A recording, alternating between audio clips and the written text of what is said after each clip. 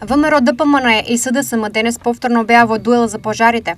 ВМРО ДПМН е за шоферот на Заев кој наводно палел пожари, додека Филипче политички профитира и шири паника. Шоферот на Зоран Заев подметнува пожари. Македонија гори, а СДС и нивните апологети креираат атмосфера на паника.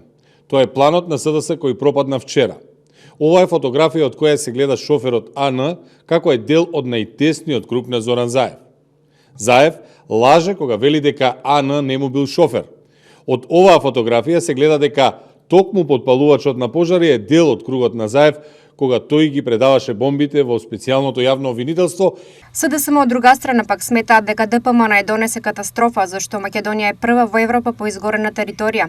Целосното потврдување на ВМРО ДПМН во справување со пожарите минатата и оваа година донесе невидена катастрофа.